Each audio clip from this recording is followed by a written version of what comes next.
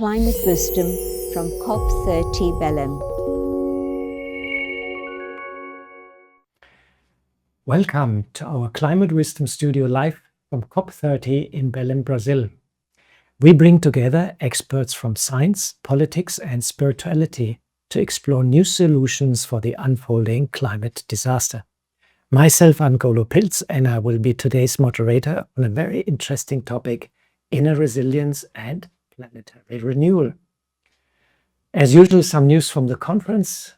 The conference is soon entering its second week, and Brazil Chief Negotiator Lilian Chagas noted that the technical phase of COP is over and nearly completed. The political phase now starts with the ministers arriving, those who hold the real bargaining power at the negotiation table. This shift is also crucial and necessary as very little funding is available for transition and also loss and damage efforts. And the current national CO2 reduction pledges put the world on track for 2.6 degrees warming, a catastrophic outcome for people and the planet. Meanwhile, Brazil's environmental minister, Marina Silva, has urged all countries to commit to a fossil fuel phase-out, calling it the ethical response to the climate crisis. The issue remains one of the most contentious at the COP summit, with countries divided whether and how a phase-out roadmap should even be discussed. As a host, Brazil is maintaining a careful neutrality given its own role as a fossil fuel producer. Panama's climate negotiator Juan Carlos Monterrey captured the frustration in one single sentence. It's quite stupid that we talk about everything else when fossil fuel are the actual problem. Quite interesting. After 30 years. I'm glad to have two special guests with us who will shed light on the climate conference in the context of today's topic, inner resilience, planetary renewal. I have with me Heloisa Schurmann. Welcome. You are a renowned Brazilian sailor, educator, author, and environmental activist, best known as the matriarch of the first Latin American family to circumnavigate the globe on a small, tiny sailboat. You have completed multiple world circumnavigations, congratulations for that, and are a leading voice for ocean conservation. You are also the author of 6 books, developed the Education in Adventure program, which has impacted more than 2 million students in Brazil and the USA. Welcome very much to our studio. Thank you very much for your invitation. It's a pleasure to be here and share our points of views in our Voice of the Ocean. Wonderful. I've also with us Maureen Goodman. You're the Brahma Kumaris Program Director for the UK and representing them at the United Nations in Vienna. You are an experienced meditation teacher and have attended many UN climate conferences, but also other UN conferences. Since long you have been involved also in the interfaith dialogue and you have a deep interest in the ethical dimensions of climate change. Welcome, Maureen, to our tiny studio. Thank you very much. Thank you. This brings me to my first question. Heloisa, please tell us a bit what you're focusing currently and what brings you actually to the climate conference. Well, the Voice of the Ocean, NGO, was created by our family after 3 circumnavigations around the world. And after seeing the state of the oceans, rivers, and lakes, we decided to give something back and a legacy for the children of the world. You know, giving back to the ocean who gave us so much. We sailed more than 70 countries, saw so many beautiful places and also cultures, and the ocean is our road.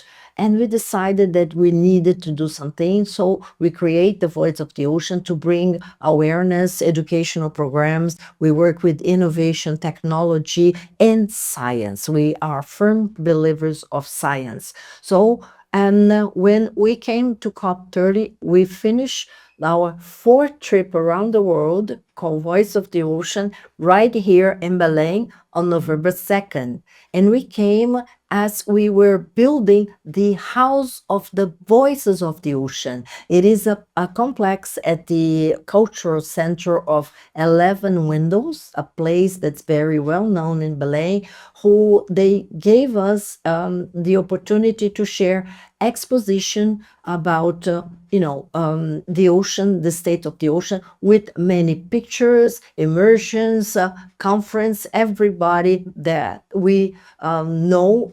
Over 60 institutions are giving conference over the House of the Ocean. So in true, we're giving people their voices. The House of the Voices of the Ocean brings people to talk about, be fishermen group, be it very important scientists. And so we're gathering all these people to talk about how they want the ocean to become better. And this is also working with climate change. Many conferences today, there was a group of young people, so they also are our hope.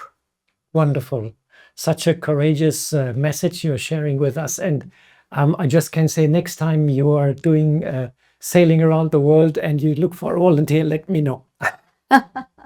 It's a bit my hobby, and it's really a great task what you have done, and also still using this whole sailing around the world, creating a platform to inform also especially young people, which need hope, which need also some outlet, what to do, where to engage, It's fantastic. Thanks very much.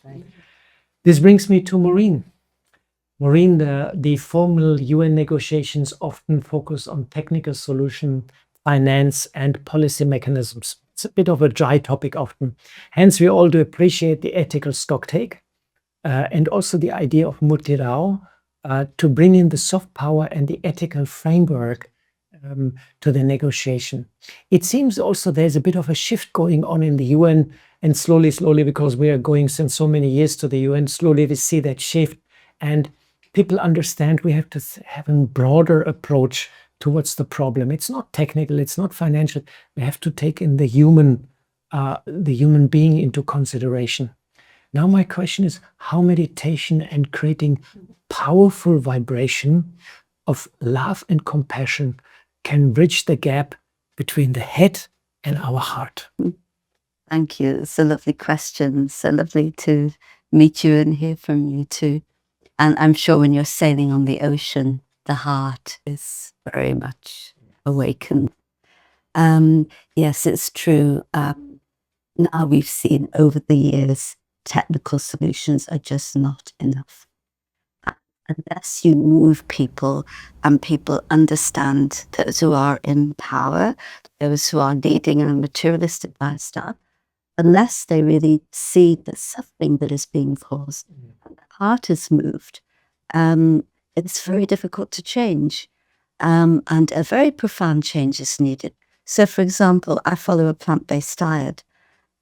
And I did it first for health, but when I understood the suffering that the meat and dairy industry caused, then that was it. It touched my heart.